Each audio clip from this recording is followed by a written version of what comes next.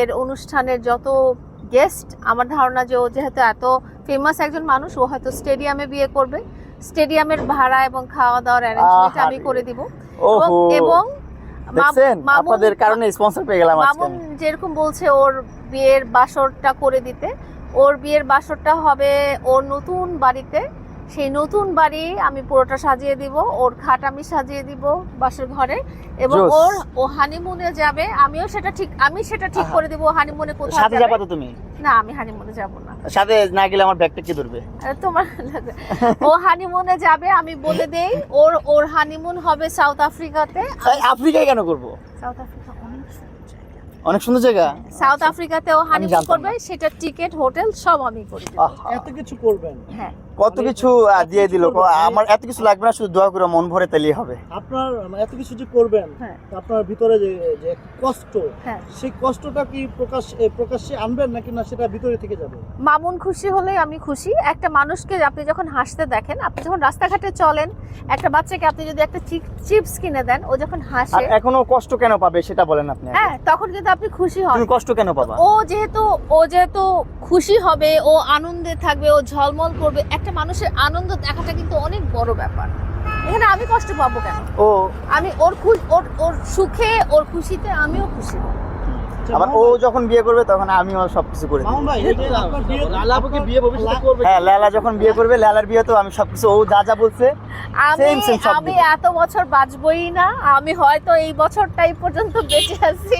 না, এটা বলা তোমার ঠিক না। আল্লাহ তাআলা তোমার কতটুকু হায়াত দিয়েছে এটা আল্লাহ তাআলাই জানে। তুমি কি নির্ধারণ করবা যে তুমি কবে মরবা না বাঁচবা? তারপরেও মানুষের একটা গড়ায়ু থাকে। তুমি নির্ধারণ করে কেউ না। গড়ায়ু থাকলেও তোমার এখনো অত এইজ হয়নি। আল্লাহ তাআলা আরো মানে হায়াত দেখ, তোমাকে আরো বেশি বেশি হায়াত দেখ। তুমি আমার সবকিছু দেখে যাও, তোমার আগে যেন আমিই যাই। আচ্ছা, আমি বলতে চাই, এখানে আমি যখন থাকবো না, আমি যখন মারা যাব, বা তারপরেও আপনারা এই কথাটা সবসময় মনে রাখবেন যে মানুষকে ঘৃণা করার জন্য কেউ কখনো কাউকে শাস্তি পেতে হয়নি, কোনো গালাগালি শুনতে হয়নি। আমি যদি আজকে মামুনকে ঘৃণা করি, কেউ আমাকে বকা দিবে না, গালি দিবে না, কিছু দিবে না। কিন্তু আমি যদি বলি আমি মামুনকে ভালোবাসি, 100টা মানুষ আমাকে বকা দিবে, গালি দিবে। তো আপনারা জিনিসটা দেখেন যে কোনো এক ঘৃণা করা তো ভালো কিছু না, ঠিক আছে? ঘৃণা করার জন্য কিন্তু কোনো শাস্তি হয় না, কিন্তু ভালোবাসার জন্য সারা জীবন, শুধু আমরা না, সারা জীবনই কিন্তু মানুষ শাস্তি পেয়ে আসছে।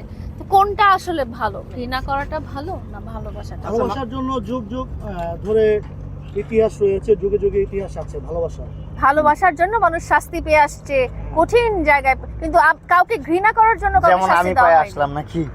আচ্ছা, তো সেখান থেকে আমি একটু কোশ্চেন করি। যদি লাইলা যদি বলে মামুন আর আপনি এখন দুজনে আপনারা কো-আর্টিস্ট বা কোলাবোরেশন পার্টনার, শুভাকাঙ্ক্ষী আমরা একে অপরের। জি, একে অপরের। এক সময় লাইলা মামুনকে ভালোবাসতো।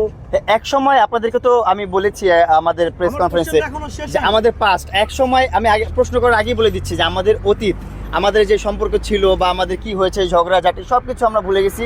এন্ড আপনারাও ভুলে যান, আমাদের পাস্ট নিয়ে টানাটানি করবেন না। এখন আপনারা শুধু আমাদেরকে ভালো শুভাকাঙ্ক্ষী, ভালো বন্ধু, ভালো কোলাবোরেশন পার্টনার হিসেবে আপনারা আমাদেরকে অ্যাকসেপ্ট করে নেন। আপনারা আমাদেরকে কন্টেন্টের নায়ক নায়িকা হিসেবে নেন। হ্যাঁ, আমাদের পার্সোনাল লাইফে কোনো সম্পর্ক নেই।